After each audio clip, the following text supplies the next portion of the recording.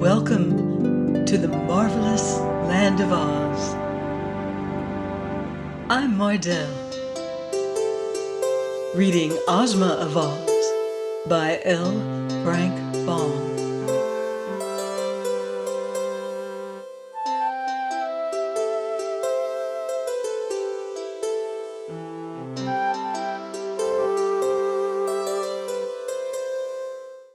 Chapter 14.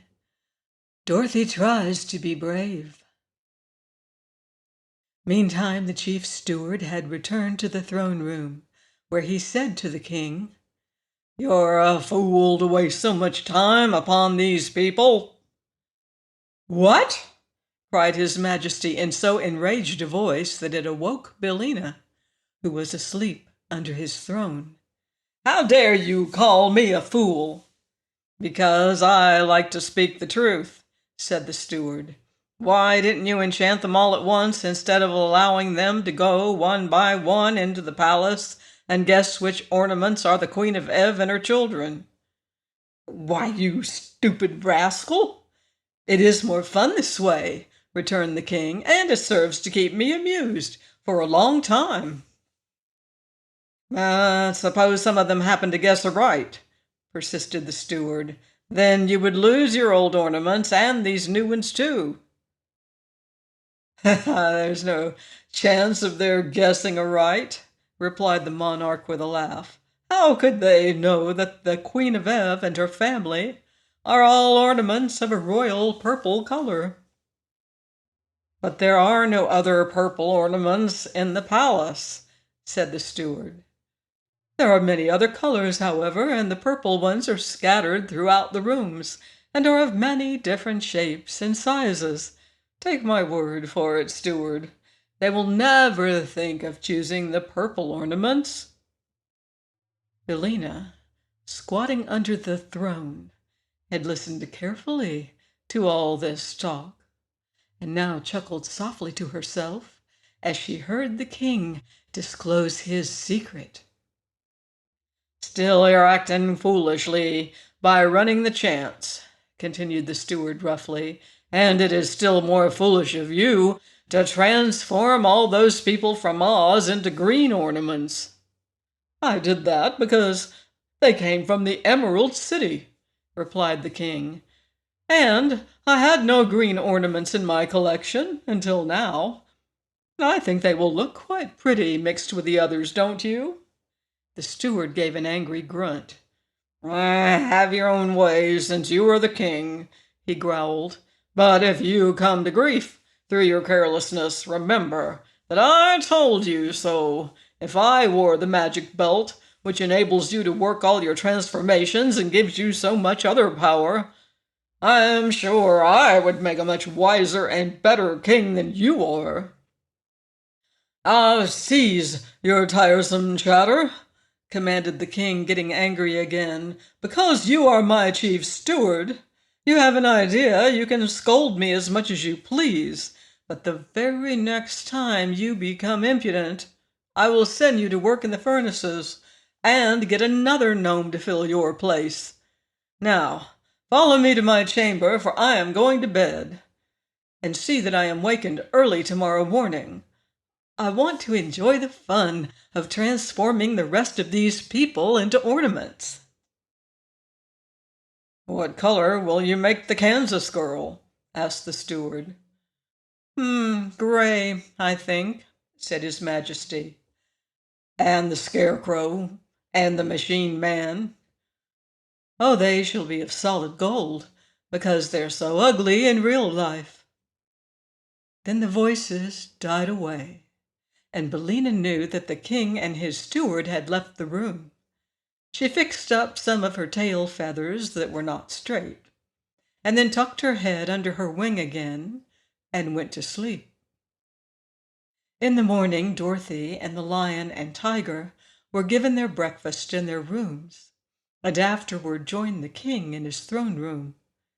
The tiger complained bitterly that he was half starved and begged to go into the palace and become an ornament so that he would no longer suffer the pangs of hunger. "Haven't you had your breakfast?" asked the Gnome King. "No, I had just a bite," replied the beast. "But what good is a bite to a hungry tiger?" He ate 17 bowls of porridge, a platter full of fried sausages, 11 loaves of bread, and 21 mince pies, said the steward. "What more do you want?" demanded the king.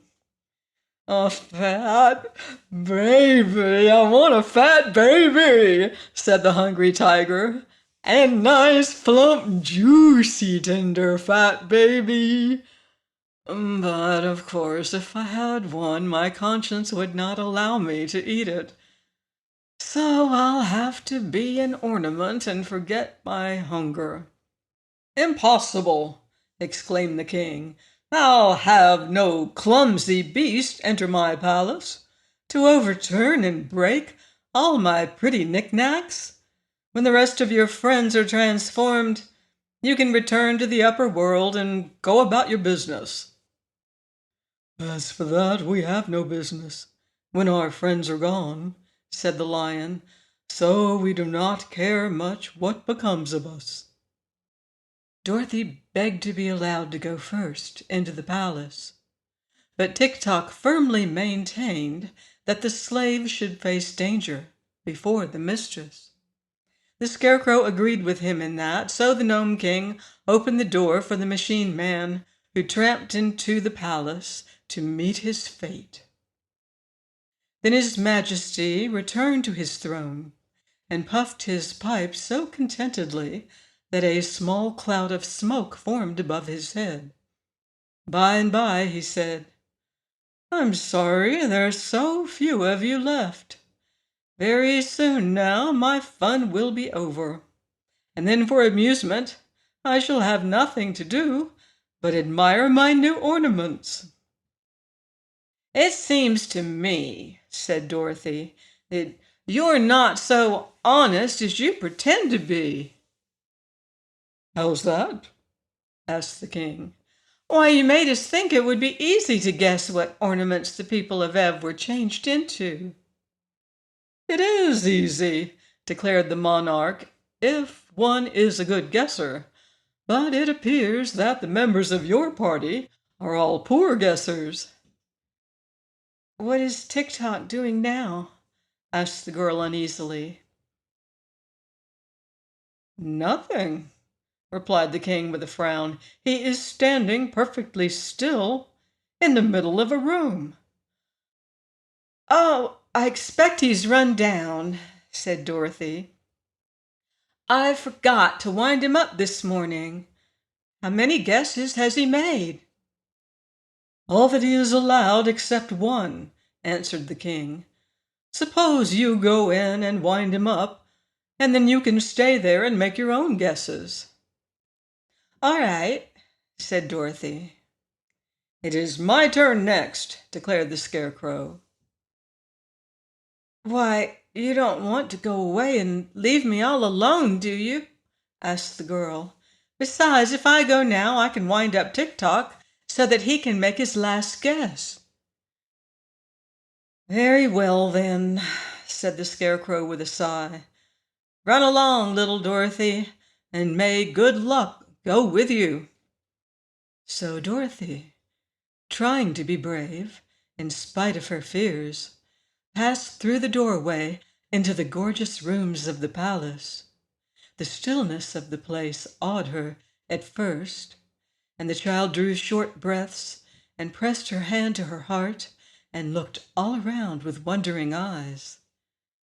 Yes, it was a beautiful place, but enchantments lurked in every nook and corner, and she had not yet grown accustomed to the wizardries of these fairy countries, so different from the quiet and sensible commonplaces of her own native land.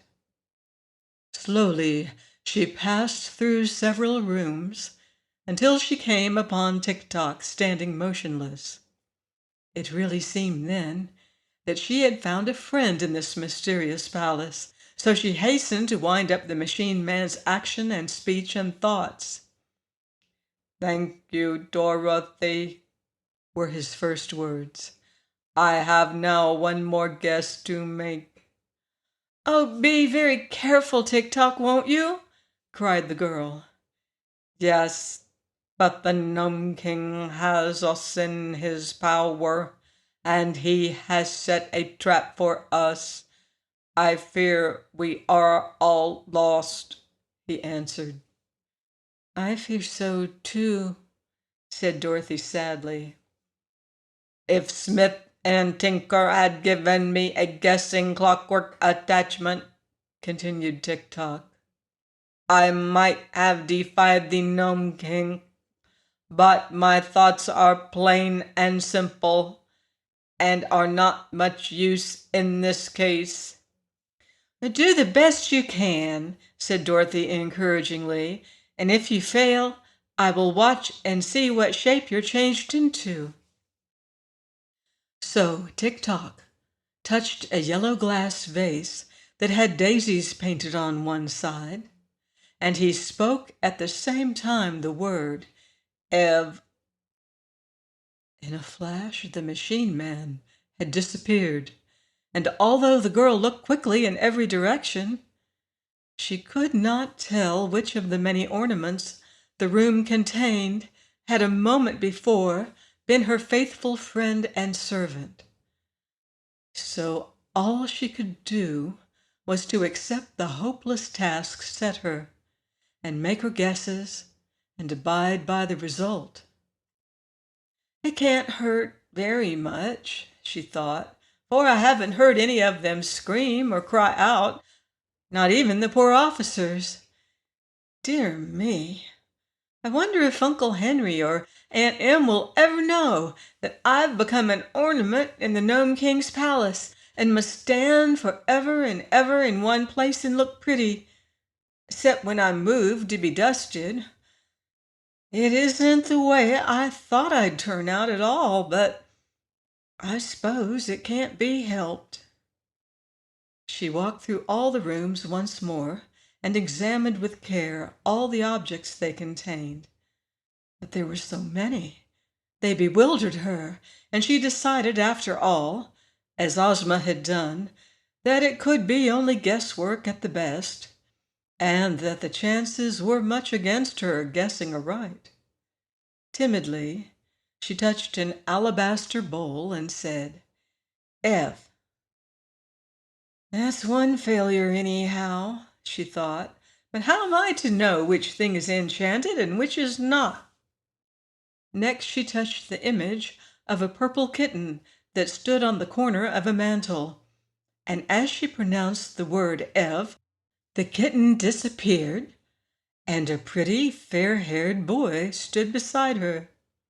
At the same time, a bell rang somewhere in the distance, and as Dorothy started back, partly in surprise and partly in joy, the little one exclaimed, "Where am I?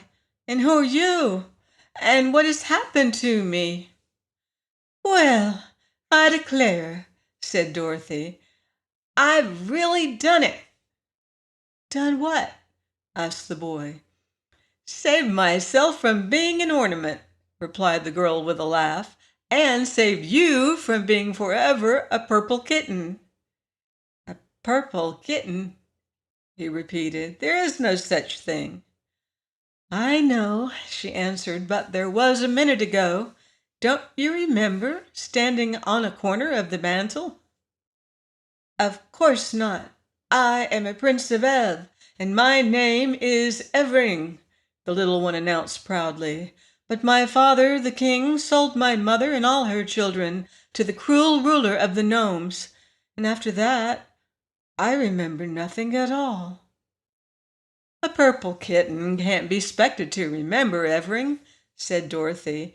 "But now you are yourself again, and I'm going to try to save some of your brothers and sisters, and perhaps your mother as well. So come with me." She seized the child's hand and eagerly hurried here and there, trying to decide which object to choose next. The third guess was another failure, and so was the fourth and the fifth. Little Evering could not imagine what she was doing, but he trotted along beside her very willingly, for he liked the new companion he had found. Dorothy's further quest proved unsuccessful, but after her first disappointment was over, the little girl was filled with joy and thankfulness to think that after all she had been able to save one member of the royal family of Ev and could restore the little prince to his sorrowing country. Now she might return to the terrible Gnome King in safety, carrying with her the prize she had won in the person of the fair-haired boy. So she retraced her steps until she found the entrance to the palace, and as she approached, the massive doors of rock opened of their own accord, allowing both Dorothy and Evering to pass the portals and enter the throne room. Please join me next week for more magical adventure on the marvelous land of Oz. Goodbye for now. See you in Oz.